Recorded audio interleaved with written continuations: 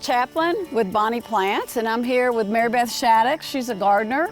That's right. I'm so glad to show you this because we get a lot of questions. I know you get a lot of questions about what is companion planting, and I'd love to simplify it, especially because some folks may already be doing it at home and not realize it. And there's an age-old example here in the Three Sisters garden. So you've got corn, beans, and squash. That's right. So they all work together well.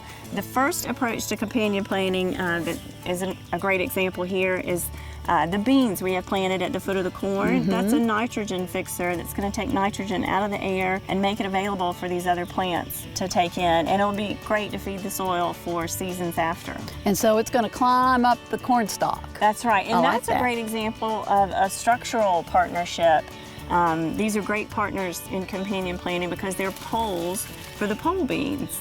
The third sister here in the zucchini, as you can see, these large leaves fan out, and they are great weed suppressants because they shade the soil. Okay.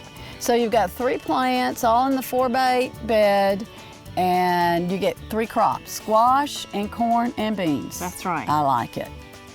Well, let's walk down here and see the cucumbers and nasturtiums and borage I have planted. So tell me, Mary Beth, what kind of companion planting do we have here? Actually, you have a couple of examples, great examples of companion planting. The first being the partnership of a good structure. Both this cucumber and the trailing nasturtiums need a structure to grow upon. So they're a good partnership or a good pairing. But also the nasturtium is a great example of a pollinator companion planting because they attract the bees over for the cucumbers. And those are the nasturtium blossoms. That's right, that's right. Pretty. And these are good for us to eat, but they also attract bees over to the cucumber blossom, which will then be able to form a fruit. I see the baby. Yeah, see the little baby cucumber. That's right. So it's very important for the whole process. And the borage is just icing on the cake as a pollinator. They absolutely love borage. So bringing in the pollinators to, with your cucumbers and squash too, anything that the bees need to pollinate. That's right. right. A very good idea. That makes a great companion planting. And I will also say another approach to companion planting is think ahead as to what would go well together in a recipe in the kitchen. And this is a good one in that cucumbers and the nasturtiums, the flowers and the foliage and the borage would be a beautiful salad together. Yeah, it would.